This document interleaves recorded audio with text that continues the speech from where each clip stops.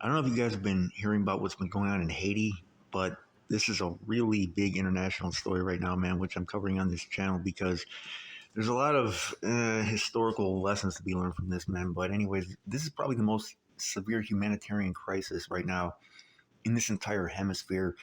And Haiti's most powerful gang boss has basically called for an armed uprising to overthrow the country's unpopular prime minister. So this gang leader that you guys may or may not have heard of, his name is Jimmy Cherazir. He's a former cop that turned into a gang leader, and his street name is Barbecue. This was last Tuesday. He had called everybody to arms, and this is going on as reports suggest that the U.S. was preparing to ask the UN Security Council to approve intervention in the country, and this is going to be led by a country that has volunteered to do this, and that country is Kenya. Okay, and they're basically, I mean, they've got a big time security crisis going on over in Haiti because gangs have taken over a large sections of the capital, Port-au-Prince, and the guy who's currently in charge right now is not elected. They don't have any currently elected officials. Okay, this guy took over, the current leader took over because, the last guy was basically assassinated. So they said, we're launching the fight to overturn Ariel Henry's government in any way, according to Cherazir. He said that of Haiti's prime minister, who took power after President Jovenel Moïse was assassinated in 2021. He said, our fight will be with weapons. And he said that to the media, to the Western media outlet Reuters. And Reuters is a very big, reputable media outlet. And Haiti's been spiraling, they said, deeper into turmoil since Moïse was murdered at his Port-au-Prince residence. Since then, rifle-toting gangs have taken control of up to 90% of Haiti's capital. And there's been an explosion of killings, kidnappings, and sexual violence, turning much of the city into a no-go zone. Millions are struggling to eat, partly as a result of gang checkpoints that are blocking food supply routes. So a lot of people have become vigilantes. They formed like vigilante groups to fight the gangs. And there's been violence committed against the gangs by ordinary citizens with machetes and other weapons. So from comparatively safer hillside neighborhoods, they said, quote, you can see the city below burning. You see houses burning. You see all the gunshots, even during the day. That's according to a guy named Diego Durin, who's a Haiti specialist from the International Crisis Group, who recently visited the country. He said it's really difficult to be there, and it's really difficult to leave as well. And when you're in the plane just thinking, I can leave, most of the people who live here don't have a choice. The police, he said, are completely outgunned by the gangs right now. So the government's failure to halt the bloodshed, they said, has spawned a vigilante movement called Bois Calais, and I'm probably pronouncing that wrong. The Haitians speak a language called Creole, which is somewhat similar to French. It's like an offshoot of French. I worked in Miami for about 6 months, and there's a big Haitian population down there. Most of the guys who speak Creole, most of the people who speak Creole can understand French, and vice versa. It's kind of like almost like a dialect of French, but most of them speak French anyways, just in addition to Creole. So they've seen citizens rise up against the government with machetes, rocks, and guns. So this week, the Episcopal Conference of Haiti lamented what it called one of the longest, most lethal socio-political and security crises in Haitian history. A low-intensity war against peaceful and unarmed people is raging across the country, according to that bishop's group. So since last October, there's been calls from both Henry's beleaguered government and foreign leaders for some kind of foreign intervention to help Haiti's overwhelmed police force regain control of the increasingly lawless capital. So this is what happens when you've got gangs that are more powerful than the cops. One senior U.S. diplomat recently told the Miami Herald that U.S. officials have been circling the globe in search of countries willing to take part in the effort, although most are reluctant because of the dangers involved. So the intervention appeared to move a step closer this week when Kenya's president, whose name is William Ruto, he announced that his country would be the leading nation in the UN-backed security mission in Haiti. This has happened before. I'm going to talk about one example that happened actually back in my family's country where something like this took place. And this is kind of a controversial thing, but they said, we're committed to deploying a specialized team to comprehensively assess the situation and formulate actionable strategies that will lead to long-term solutions. So on Tuesday, Biden told the UN General Assembly the people of Haiti cannot wait much longer, citing anonymous sources. Bloomberg said the U.S. could ask the UN Security Council to greenlight the mission as early as this week. Okay, so Durin anticipated members of the security force could touch down in Haiti in November or December if the resolution passes. So, I mean, that's really not soon enough, man. That's like a long time away. He said we expect a force of around 2,000 police officers, maybe with some military backup units. He said it won't be as huge as previous armed intervention. So the prospect of the force's arrival is a highly sensitive issue in a nation which has experienced a succession of disastrous foreign interventions stemming back to the 19th century. So the Haitians, as you guys know, had a successful revolution. Okay, I mean, from the foundation of their country, it was, the French, they had black slaves over there, and the slaves rose up and had a revolution to overthrow, the ruling French. So, they have like a history of revolution.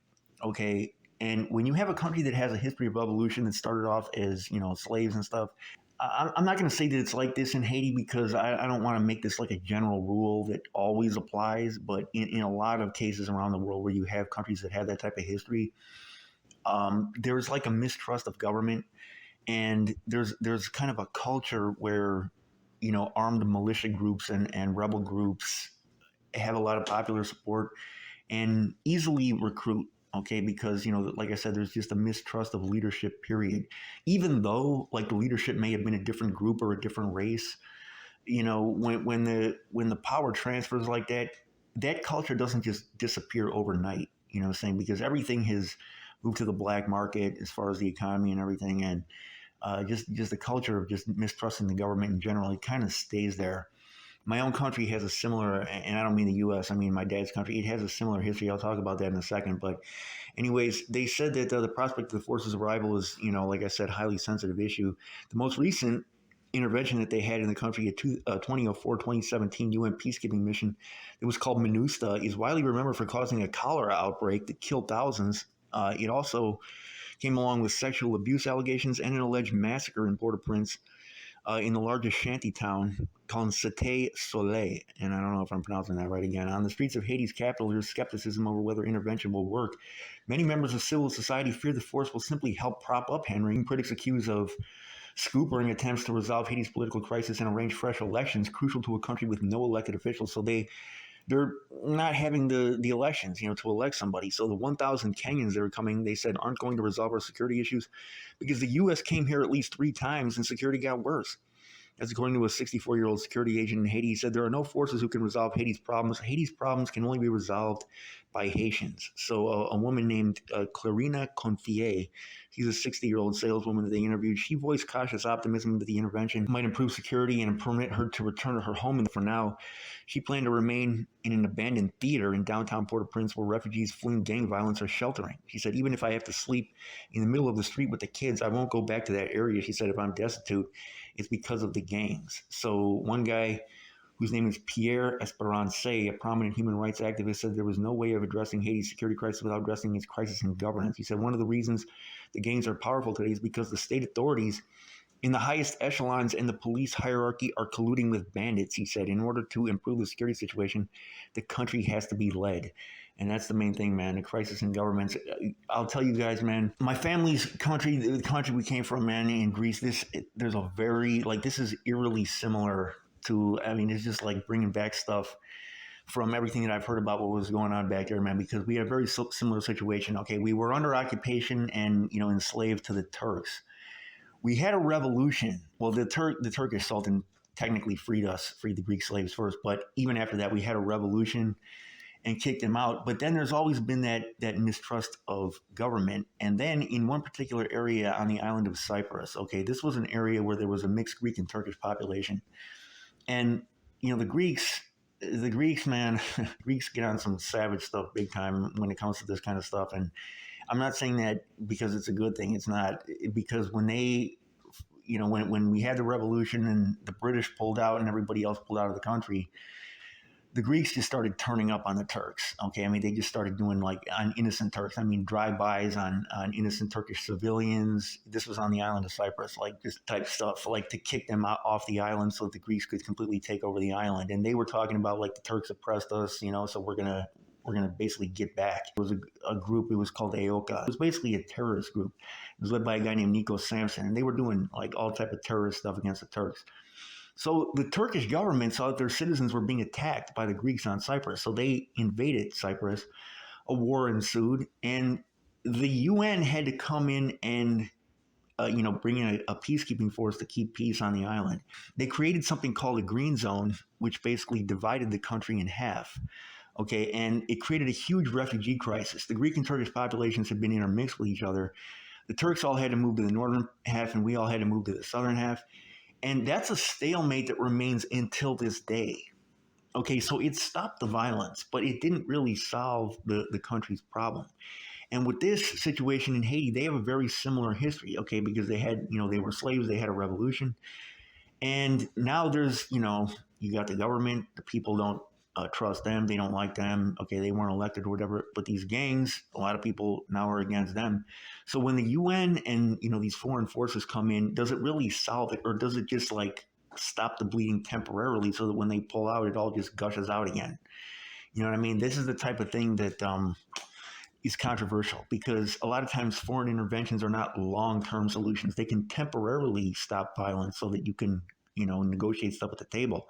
But if nothing is negotiated at the table, it doesn't. It just delays the inevitable, and the inevitable is just more bloodshed, and it just kicks the can down the road, so to speak.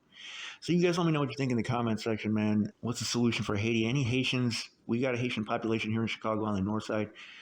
A lot of them in the Rogers Park area. You guys let me know what you think in the comment section, man. I'd be interested to hear what any of the Haitians think about this, and have to say, because this is a really big humanitarian crisis going on right now in that country. And shout out to all the Haitians down in Miami too, man. They were cool people. I lived in the Haitian neighborhood when I lived down there. They were all really cool with me, man. Really cool, hospitable, everything. Very nice people, man. There's your boy, Chicago News. I'm out.